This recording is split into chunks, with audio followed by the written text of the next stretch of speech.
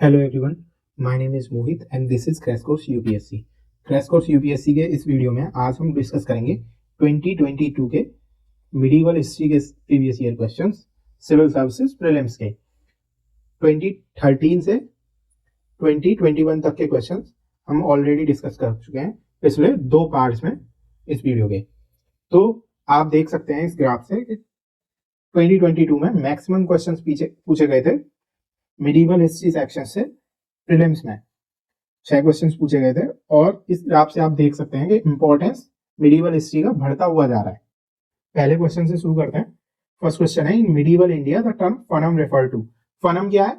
मलयालम में वेल्थ को बोलते हैं और मिडिवल इंडिया में त्रावणकोर जो स्टेट है, त्रावणकोर स्टेट जो है वो फनम करके सिक्के या कॉइन्स इश्यू किया करते थे और साउथ इंडिया में प्रिवलेंट थे, तो फनम जो है वो कॉइन्स हुआ करते थे।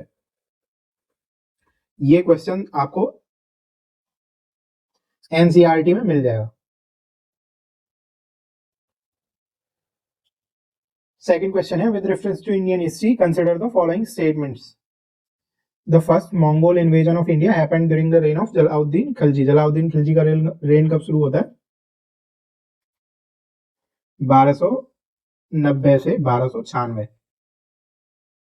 जलाउद्दीन खिलजी डायनेस्टी का पहला सुल्तान था और इसके बाद अलाउद्दीन खिलजी इसका भतीजा सुल्तान बनता है दिल्ली सल्तनत का। तो फर्स्ट मंगोल इन्वेजन कब हुआ इंडिया का? 1221 में इल्तुतमिश के टाइम पे। चंगिस खान सिंधु नदी के तट तक पहुंच गया था नॉर्थ वेस्टर्न इंडिया में। और वो क्यों पहुंचा था वहां पे? क्योंकि एक सेंट्रल एशिया से एक प्रिंस को इल्तुतमिश ने शरण दी थी अपने यहाँ। तो पहला इन्वेजन कब हुआ? 1221 में। जलाउद्दीन खिलजी कब राजा बना? 1290 में।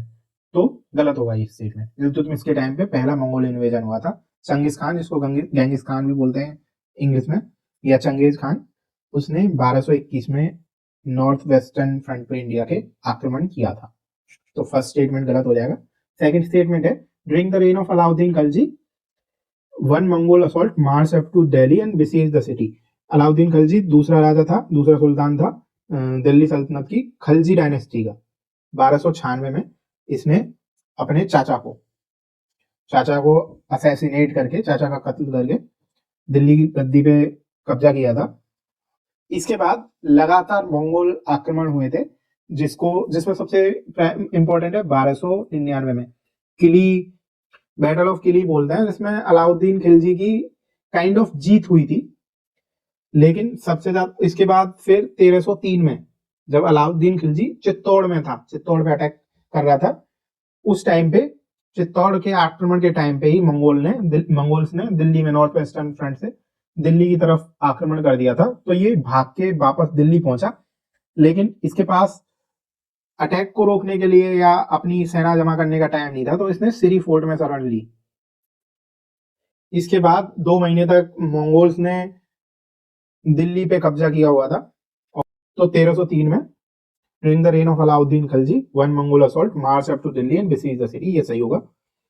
थर्ड स्टेटमेंट है, Mohammad bin Tughlaq temporarily lost portions of north west of his kingdom to Mongols. तो मोहम्मद बिन तुगलक डायनेस्टी का दूसरा राजा था, दूसरा सुल्तान था। ये 1325 में अपने बाप के डेथ के बाद, गियासुद्दीन तुगलक इसका बाप था जो 1320 में सुल्तान बना था, 1325 में मोहम्मद बिन तुगलक सुल्तान बना।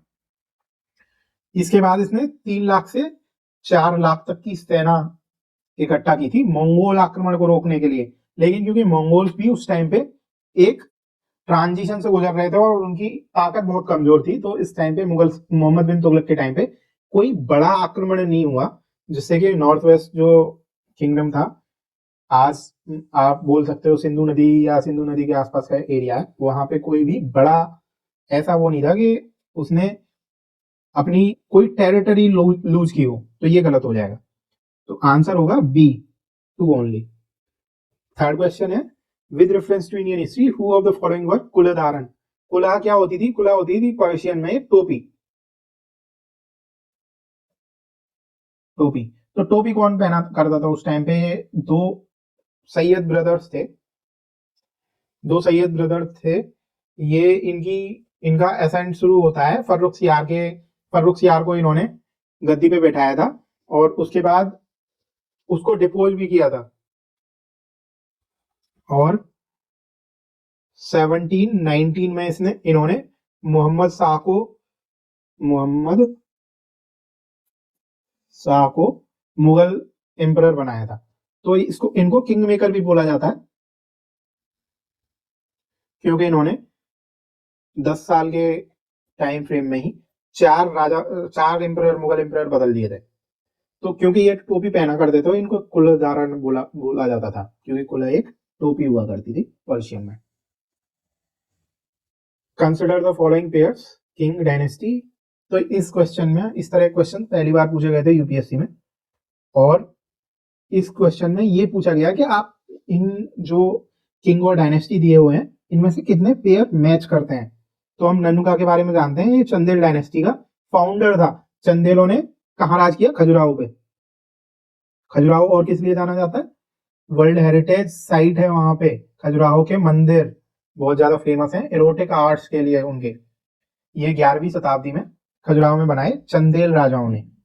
उसके बाद जयशक्ति है परमार डायनेस्टी से। नहीं, ये गलत होगा, जयशक्ति भी चंदेल डायनेस्टी का ही राजा था, तो ये गलत हो जाएगा, ये सही हो जाएगा।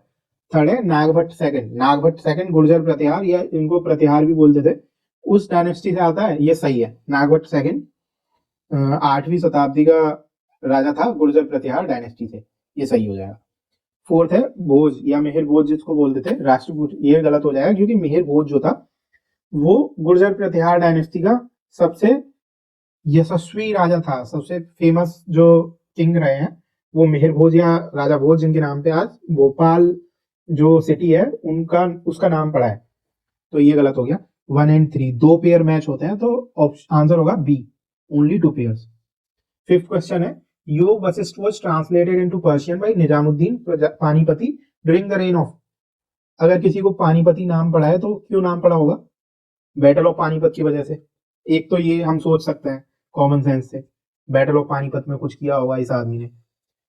दूसरा यह है कि जो प्राइमरी या ट्रांसलेशन का 90% काम हुआ था, 90 से 95% काम हुआ था, वो अकबर, जहांगीर और दारा सिकोह, इन दोनों के राज्य में और इसके अंडर में थोड़ा सा, क्योंकि ये बहुत लिटरेचर या आर्ट्स का प्रेमी था इसके भाई के बजाय। औरंगजेब ने तो बिल्कुल किसी आर्ट लिटरेचर या कल्चर पे कोई भी कंट्रीब्यूशन नहीं दिया था। शाहजहां ने आर्किटेक्चर में बहुत ज्यादा कंट्रीब्यूट किया था, हुमायूं को कंट्रीब्यूट करने का टाइम ही नहीं मिला था, तो ये अकबर के टाइम पे हुआ था योग वशिष्ठ का ट्रांसलेशन पर्शियन में। योग वशिष्ठ एक 9वीं से 11वीं शताब्दी की संस्कृत लिटरेचर की बुक है, और इसको लिखा है वाल्मीकि ने।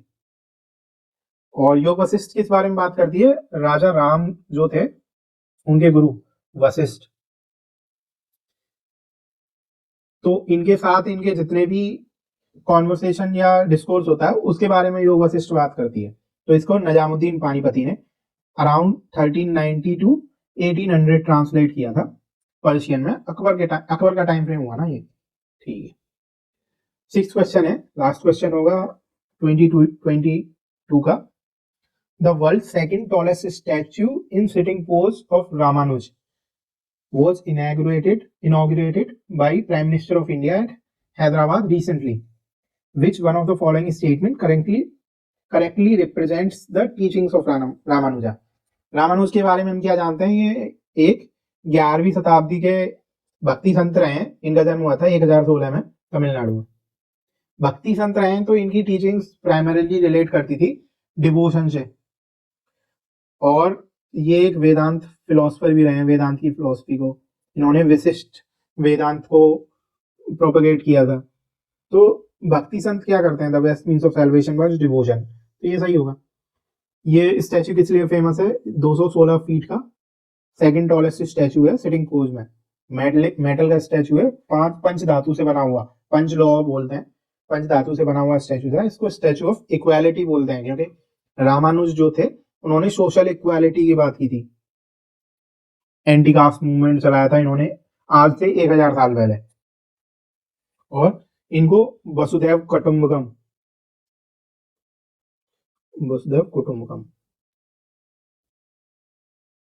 That world is one family, इसको प्रोपेगेट करने के लिए भी इनको जाना जाता है। तो आंसर होगा ए। तो 2022 के क्वेश्चन खत्म हो गए और आप जो भी जितने भी क्वेश्चंस हैं इनको या तो करंट से रिलेटेड, ये 6 क्वेश्चन करंट से रिलेटेड था, या दूसरे ये 5th क्वेश्चन आपको एक एनसीईआरटी में तो नहीं मिलेगा लेकिन इग्नू की हिस्ट्री की बुक में मिल जाएगा। और बाकी आपको एनसीईआरटी में सारे क्वेश्चंस मिल सकते हैं। मिडिवल हिस्ट्री का पोर्शन का इंपॉर्टेंस बढ़ता हुआ जा रहा है, तो आपको प्राइमरीली एक तो एनसीईआरटी करनी है, आप लूसेंट को भी रेफर कर सकते हो लास्ट मिनट रीडिंग के लिए, लेकिन एनसीईआरटी इज मस्ट।